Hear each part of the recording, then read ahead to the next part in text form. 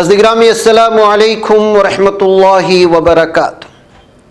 सीधी बात के ताज़ा तरीन प्राइम टाइम में आप लोगों का इस्तकबाल है। नाज़रीन मैं अंसार अज़ीज़ नदवी इस वक्त आप लोगों के सामने कुछ अहम तरीन ख़बरों पर तबसरे लेकर के हाजिर हुआ।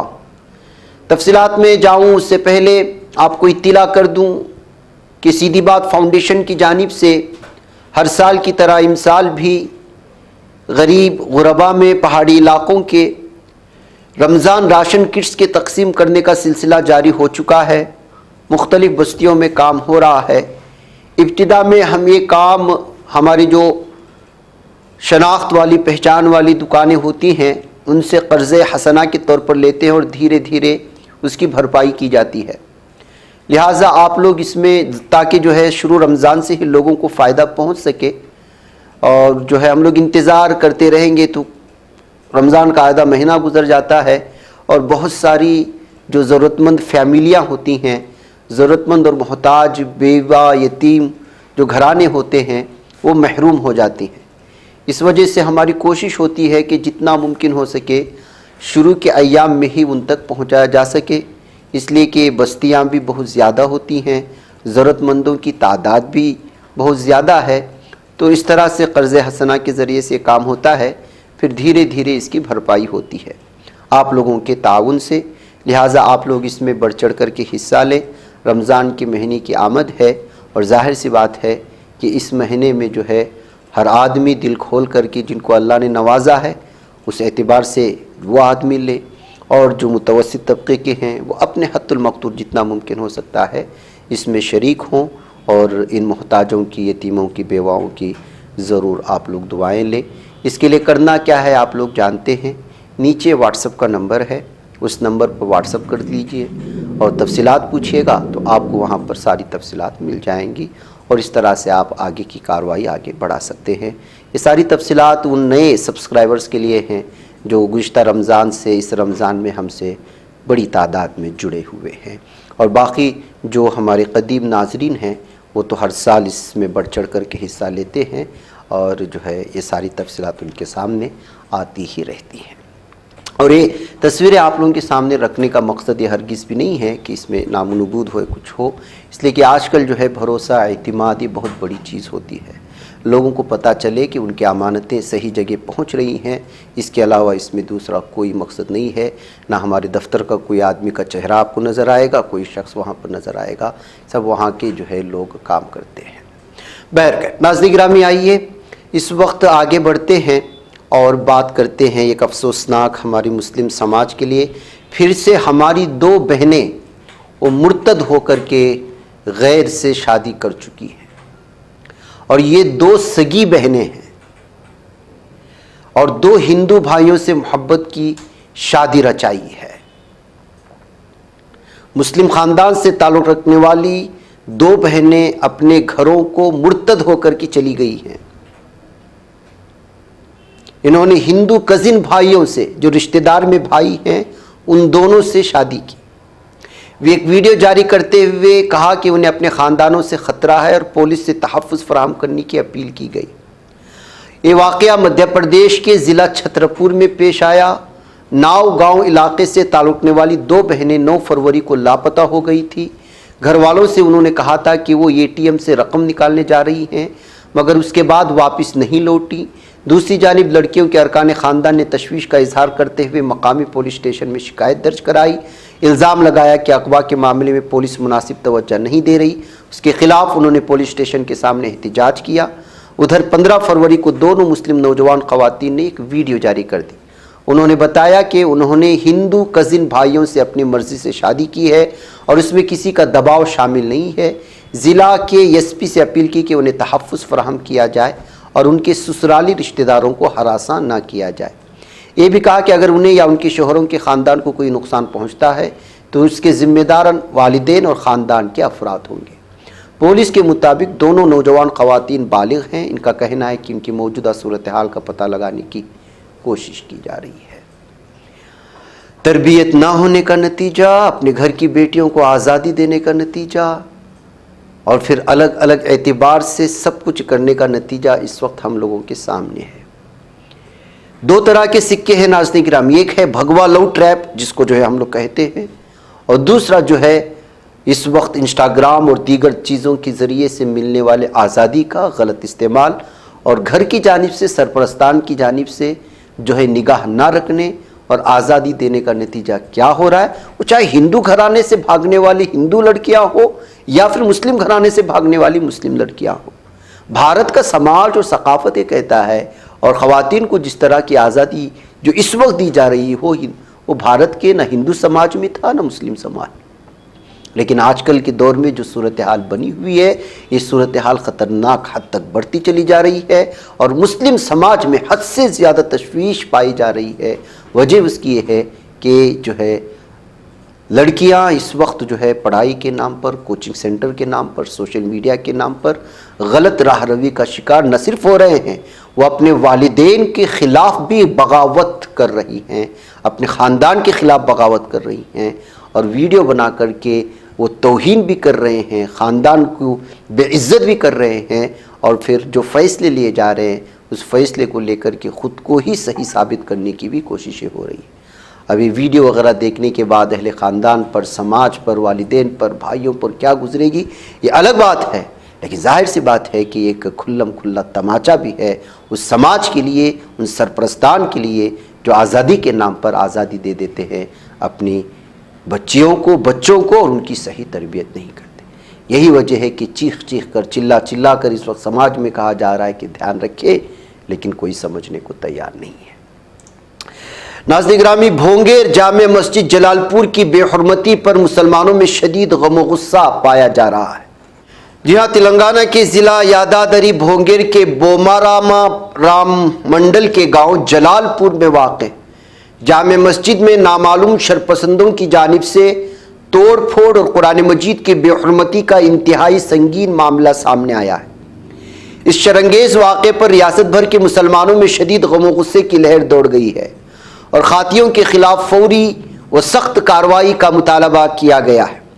इत्तलात के मुताबिक इतवार की आधी रात को नामालूम अफराद मस्जिद में दाखिल हुए, दीवारों और खिड़कियों के शीशों को नुकसान पहुंचाया, वजू खाने और बैतुलखला के दरवाजे तोड़े, माइक सिस्टम को चोरी कर लिया, मस्जिद के इहाते में कुरान मजीद के नुस्खे बिखरे हुए पाए गए, मका से शराब की बोतलें भी बरामद हुई हैं। इन दरिंदों ने मस्जिद में पहुंच कर के शराब नोशी भी की है, जिससे शरपसंदों की घिनौनी जहनियत का पता चलता है। ये जामे मस्जिद 2018 में जलालपुर गांव में तामीर की गई थी। बताया जाता है कि इससे कबल करीबी देहात बंदा काड़ी पल्ली और थमकंटा में मस्जिद की तामीर की कोशिशों की मुखालिफत की गई थी, जिसके बाद जलालपुर में मस्जिद कायम की गई। मकामी अफराद के मुताबिक मस्जिद की तामीर के बाद भी अजान के लिए लाउड स्पीकर के इस्तेमाल समेत मुख्तलिफ उमूर पर एतराज़ात सामने आते रहे हैं। इश्तिआल अंगेज़ी के खिलाफ कुल हिंद मजलिस इत्तेहादुल मुस्लिमीन की क़ियादत ने भी शदीद बरहमी का इजहार किया है। असदुद्दीन ओवैसी ने रुकन कानून साज कौंसिल रहमत बेग को मस्जिद भी रवाना किया है। बहरकैफ नाज़रीन गिरामी, इस वक्त ये सूरत हाल है छोटी छोटी बस्तियों में पाए जाने वाली मसाजिद की कि किस तरह से हिंदुत्व दरिंदे इस वक्त एक एक करके जो है निशाने पर ले रहे हैं मस्जिदों को, दरगाहों को। इसी तरह की एक और वीडियो भी दरगाह का मैंने तस्करा किया तो वो वीडियो भी आई हुई है, आप यहाँ पर देख सकते हैं। ये यूपी के गाज़ियाबाद की है। हिंदुत्व तंजीम से ताल्लुक़ रखने वाले इन दरिंदों ने जो है किस तरह से तोड़फोड़ मचा रहे हैं, किस तरह से जो है दरगाह को मुख्तलिफ हथियारों से जो है उसमें अपनी दरिंदगी की इंतहा कर रही हैं। ये आप यहाँ पर देख सकते हैं। ये गाज़ियाबाद का इलाका बताया जा रहा है, लेकिन इन नौजवानों के ख़िलाफ़ मामला दर्ज करके मुख्तलिफ नौजवानों को जो है गिरफ़्तार भी कर लिए जाने की खबरें हैं। लेकिन ये सिलसिला कब रुकेगा नाज़रीन गिरामी? जब इन दरिंदों के ख़िलाफ़ सख्त कार्रवाई नहीं होती, इनको जो है पूरी तरह से जो है क़दग़न नहीं लगाया जाता, ये सिलसिला जारी रहेगा। हर 2 दिन में किसी न किसी एतबार से किसी न किसी एरिए से इस तरह की जो है वीडियोस आती हैं और आप तो प्राइम टाइम में हमेशा देखते होंगे। उधर नाज़रीन गिरामी, जैसा कि मैंने कल कहा कि शिवरात्रि का जुलूस के मौके पर एक ईदगाह में चढ़ गया था, अब खुद अपनी हिंदू बहनों को भी ये लोग नहीं छोड़ रहे। एक वीडियो वायरल हो रही है जिसका नज़ारा आप हमारे वीडियो पे कर रहे होंगे कि वहाँ से कुछ लड़कियाँ गुजर रही थी और शिवरात्रि में हिंदुओं का एक जुलूस जा रहा था। उन लड़कियों को देख कर के छेड़खानी करने लगे, आवाज़ें कसने लगे, तो वो लड़कियाँ अपने एक रिश्तेदार भाई के पीछे छुप गईं इन दरिंदों से बचने के लिए। त्यौहार के नाम पर क्या हो रहा है? ये किस किस्म की गुंडागर्दी है कि अब रास्ते से गुजरने वाले आम लोग भी इन लोगों से महफूज नहीं है। ये सवाल उठता है और सवाल उठाया जा रहा, और किसके नाम पर हो रहा है? धर्म के नाम पर, शिव के नाम पर, राम के नाम पर, जिसको ये लोग भगवान मानते हैं। उनकी क्या अपनी हिस्ट्री रही होगी और उनके मानने वाले दरिंदों की क्या हिस्ट्री है, आप अंदाजा लगाएं।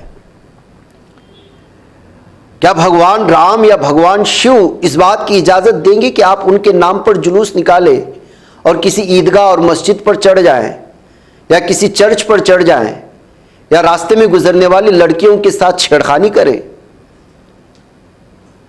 जैसे कि कांवड़ यात्रियों में हमने अक्सर देखा है कि किसी को भी पकड़ करके मार देते थे,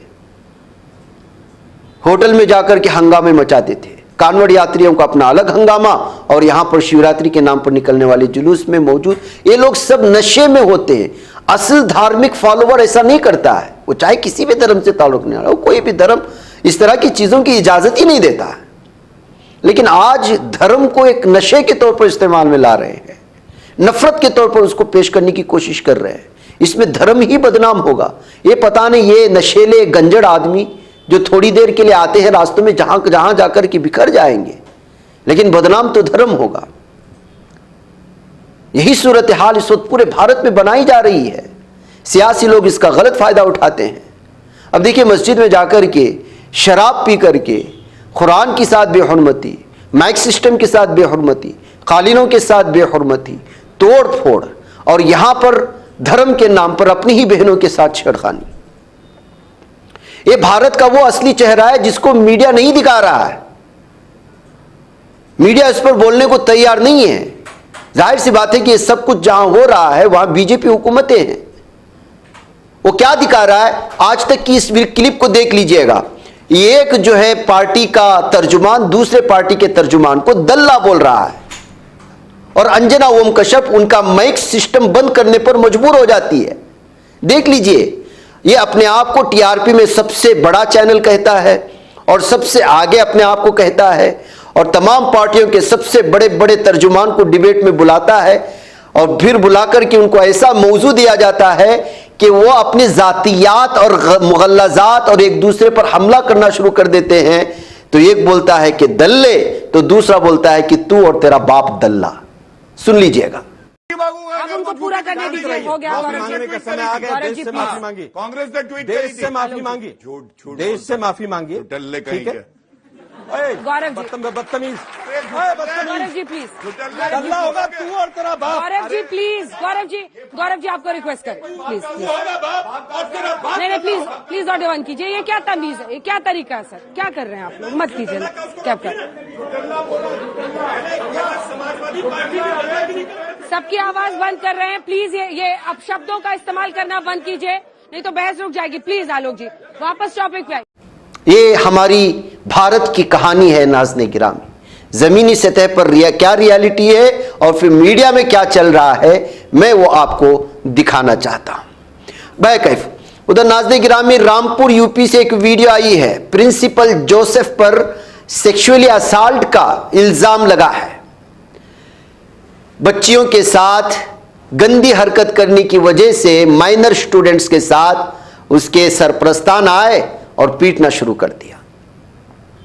ये वीडियो इस वक्त मुख्तलिफ तफसीरों की, जाहिर सी बात है आजकल स्कूलों से आने वाली वीडियोस, एक वक्त था जो है गुरु के नाम से एजाज दिया जाता था, उस्ताद के नाम से एजाज दिया जाता था।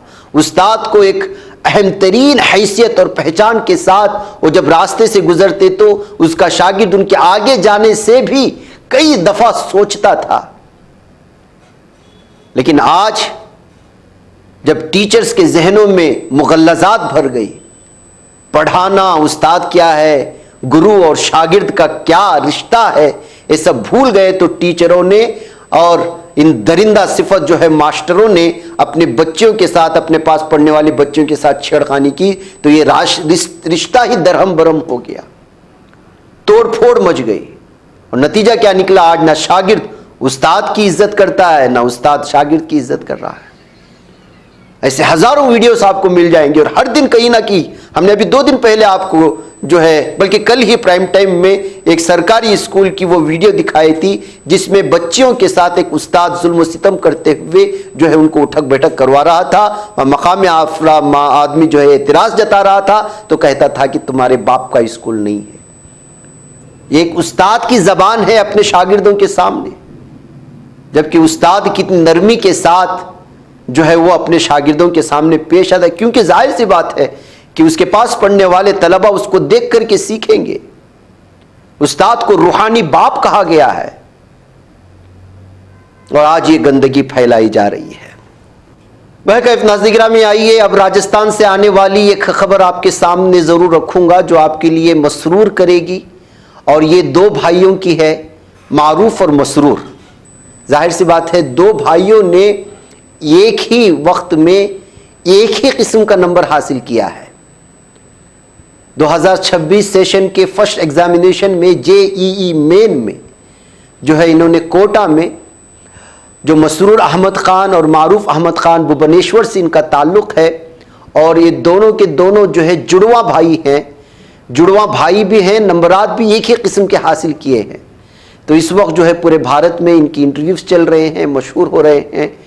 कोटा में ये लोग पढ़ते थे। बहरकैफ इनकी इस कामयाबी पर जाहिर सी बात है कि उनको जो है मुबारकबादी भी देना चाहिए, और इस कामयाबी पर जाहिर सी बात है उनके पीछे बहुत मेहनतें हुई होंगी। जुड़वा भाई और फिर एक ही किस्म का जेईई मेन में नंबरात हासिल करने और फिर जो है अव्वलीन मुकाम हासिल करने के मौके पर न सिर्फ सीधी बात उनके सामने जो है मुबारकबादी पेश करता है, बल्कि राजस्थान ही नहीं पूरे भारत के मुसलमानों के लिए भी ये फ़ख्र की बात है कि जिस बरादरी को जो है अलग अलग नामों से पुकार करके उनको जो है पसमानदा और न जाने क्या क्या नाम दिए जाते हैं कुछ मखसूस लोगों की जानिब से, आज हिजाबी तालिबात भी बड़े पैमाने पर कामयाबी हासिल कर रही हैं, तो बच्चे भी आगे बढ़ते हुए जा रहे हैं। तो लिहाजा इन दोनों की इस बयान को आप ज़रूर सुनिएगा। ANI ने इनका खुसूसी इंटरव्यू लिया है। मैं क्लास 10 से कोटा में हूँ। 3 साल से जो कोचिंग के जो मटेरियल है उनको फॉलो कर रहा हूँ, जो टीचर के गाइडेंस है उनको फॉलो करता था, जो टेस्ट रेगुलर होते थे उनके डाउट्स को देखता था, रिविजिट करता था, जो नहीं बन पाते थे टीचर से पूछता था और उनको बार बार देख के ही उससे सीख मिलती थी और भाई से भी मोटिवेशन मिलता था। अप एंड डाउन टेस्ट में चलता रहता था, हमेशा मोटिवेटेड रहा और जेईई मेन में अच्छा मार्क्स हासिल किया। आप दोनों में काफी कुछ सेम है, शुरुआत से अंत भी सेम है, पढ़ाई भी साथ साथ करते थे। हाँ, पढ़ाई भी साथ साथ करते थे। हम लोग दोनों का स्टडी टाइम टेम था, एक ही स्टडी टेबल पे बैठते थे, दोनों ने एक दूसरे को मोटिवेट किया है, एक दूसरे से ही सीखा। दरअसल नाज़रीन गिरामी, इन जुड़वा भाइयों ने जेईई मेन जनवरी सेशन के इम्तिहान में जेईई 99.99 यानी कि 99.99% नंबर हासिल किए हैं। बुनियादी तौर पर भुवनेश्वर उड़ीसा के रहने वाले मसरूर और महरूफ अहमद खान ने कोटा में रहकर तैयारी शुरू की थी। इम्तिहान देने वाले दोनों भाइयों ने एक जैसा 300 में से 285 स्कोर किया है। जेईई मेन जनवरी सेशन को एक साथ मुमताज नंबरात के साथ पास करके दोनों भाइयों ने सबकी तवज्जो अपनी जानिब मबजूल कर लेने की वजह से ये सारी चीज़ें सामने आई हैं। गुज़श्ता 3 साल से वो कोटा में रहकर इंजीनियरिंग के लिए दाखिला इम्तिहान की तैयारी कर रहे थे। वो बच्चों के साथ ही जो है कोटा में रहकर उन्हें इम्तिहान की तैयारी कर रहे। माँ बाप की कुर्बानियाँ क्या होती हैं बच्चों के पीछे, देख लीजिएगा। माँ ने बच्चों की तालीम के लिए अपनी डॉक्टरी की सरकारी मुलाजिमत छोड़ दी और कोटा में आकर के रहने लगी। इम्तिहान का रिजल्ट आने के बाद ख़ानदान में खुशी का माहौल है। जाहिर सी बात है, माँ का कहना है कि कामयाबी के पीछे बच्चों की खुद की मेहनत शामिल है। नाज़रीन, कर्नाटक के कृष्ण राजपुरम KR पुरम से बीजेपी के 64 साला MLA भारती बसवराज को रियल एस्टेट कारोबारी बकला शिव के कत्ल मामले में 7 दिन की CID हिरासत में पुलिस को सौंप दिया गया है, जहां उनसे CID टीम गहराई से पूछताछ करेगी और कत्ल मामले की तमाम कड़ियां मिलाने की कोशिश करेगी। बीजेपी के मेंबर असेंबली बसवराज को बकलाशिव के कत्ल की साजिश में मुलवस होने के संगीन इल्जामात का सामना है और पुलिस चार्जशीट में मुलजिम नंबर 5 के तौर पर नामजद किया गया है। गुज़श्ता चंद दिनों से गिरफ्तारी से बचने की कोशिश कर रहे थे, लेकिन हफ्ते को सुप्रीम कोर्ट ने उन्हें राहत देने से इनकार कर दिया। उसके बाद अहमदाबाद से वापसी पर CID ने उन्हें 12 फरवरी को बेंगलुरु एयरपोर्ट पर गिरफ्तार किया है। नाज़रीन गिरामी, मुझे यहाँ पर इजाज़त दे, फिर मुलाकात होगी। अस्सलामु अलैकुम व रहमतुल्लाहि व बरकातुहू।